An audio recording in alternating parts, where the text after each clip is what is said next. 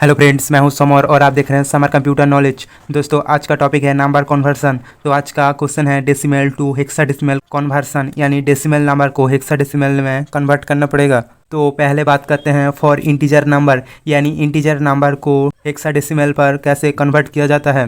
तो पहला point, the decimal number should be divided by 16 until the quotient is 0, यानी decimal number को 16 द्वारा डिवाइड करना पड़ेगा जब तक उसकी कोसेंट 0 ना आए।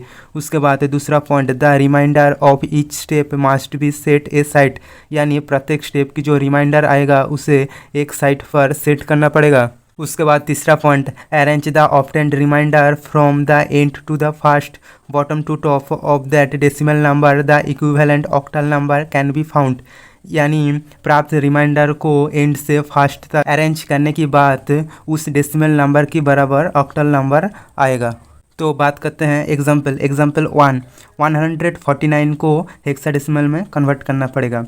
तो 149 को 16 द्वारा डिवाइड करना पड़ेगा। तो 16 इंटू 9 होता है 144, तो होता है 5 रिमाइंडर। तो 5 रिमाइंडर को मैं एक साइड पर सेट कर लेती हूँ। तो अब रहता है 9, तो 16 इंटू 0 होता है, तो 9 होता है रिमाइंडर। तो 9 को भी मैं बाहर ले लेती हूँ, तो होता है 95, क्योंकि इसे एंड से फर्स्ट तक यानी बॉटम से टॉप तक काउंट करना पड़ेगा। तो इक्वल्स टू 95/16, यानी ये हेक्साडेसिमल नंबर। तो therefore 149 decimal number equals to अब हो गया है 95/16, यानी हेक्साडेसिमल नंबर। तो ये होता है आंसर। तो आप बात करते हैं एग्जाम्पल 246 डेसिमल नंबर को हेक्साडेसिमल नंबर पर कन्वर्ट करना पड़ेगा। तो 246 को 16 द्वारा डिवाइड करना पड़ेगा। तो 16 इंटू 15 होता है 240, तो 6 होता है रिमाइंडर। तो 6 को मैं बाहर ले लेती हूँ, तो फिर रहता है 15। तो 15 को मैं 16 द्वारा डिवाइड करती हूँ। 16 इंटू 0 होता है, तो 15 रिमाइंडर। तो 15 को मैं बाहर ले लेती हूँ। तो 15 को हेक्साडेसिमल नंबर पर F कहलाती है। तो आंसर होते हैं F6, क्योंकि इसे एंड से फर्स्ट तक लेना पड़ता है। तो F6 होता है hexadecimal number. Therefore 246 decimal number अब हो गया है F6 हेक्साडेसिमल नंबर। तो होता है आंसर। तो ये था इंटीजर नंबर पर डेसिमल नंबर को हेक्साडेसिमल नंबर पर कैसे कन्वर्ट करते हैं। तो अब मैं बात करती हूँ फॉर फ्रैक्शनल नंबर, यानी डेसिमल फ्रैक्शनल नंबर को हेक्साडेसिमल फ्रैक्शनल नंबर पर कैसे कन्वर्ट करते हैं। तो पहला point, first you have to multiply the fractional number by 16, यानी जो फ्रैक्शनल नंबर होंगे उस फ्रैक्शनल नंबर को 16 द्वारा मल्टीपल करना पड़ेगा। उसके बाद दूसरा point, the number two the left of the decimal point should be set aside, यानी उस नंबर में डेसिमल पॉइंट की लेफ्ट में जो नंबर रहेगा उस नंबर को एक साइड में सेट करना पड़ेगा।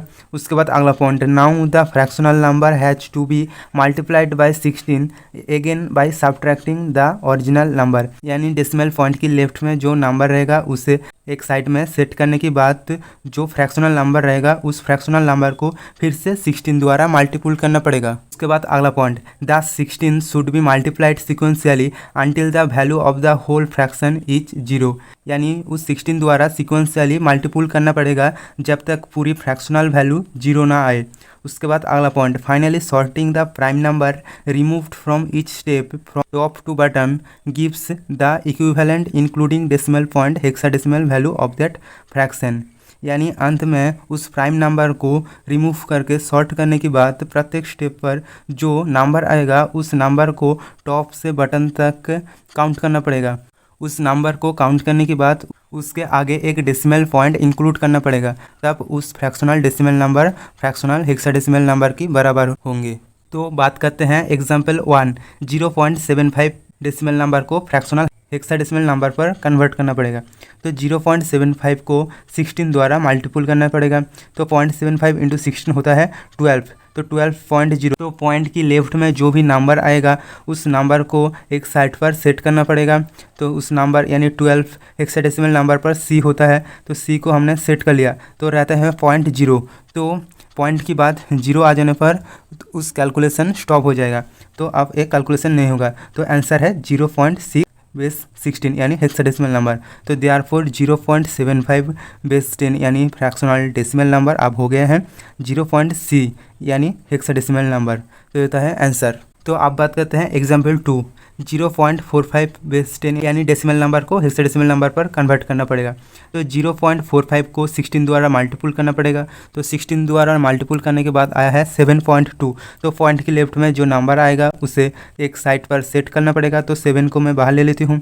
उसके बाद रहता है 0.2, तो 0.2 इंटू 16, तो 0.2 इंटू 16 होता है 3.2। तो डेसिमल पॉइंट की आगे जो नंबर रहेगा उसे साइड में सेट करना पड़ेगा। तो 3 को मैं सेट कर लेती हूँ, तो रहता है 0.2।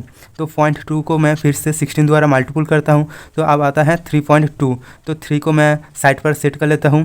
तो अब एक कैलकुलेशन नहीं होगा क्योंकि 0.2 रिपीट हो गया है। तो रिपीट होने के बाद ए और कैलकुलेशन नहीं होगा। तो रहता है 733। तो 733 के सामने एक डेसिमल पॉइंट इंक्लूड करना पड़ेगा। तो हो गया है 0.733 बेस 16, यानी ये होता है हेक्साडेसिमल नंबर। तो देयरफॉर 0.45 यानी डेसिमल नंबर अब हो गया है 0.733 हेक्साडेसिमल नंबर। ये होता है अप्रोक्स आंसर, क्योंकि ये पूरी तरह से कैलकुलेशन नहीं हुआ है, इसे इसमें रिपीटेड वैल्यू आ गया है, इसलिए ये होता है अप्रोक्स आंसर। तो दोस्तों आज के लिए बस इतना ही, मिलते हैं नेक्स्ट वीडियो में।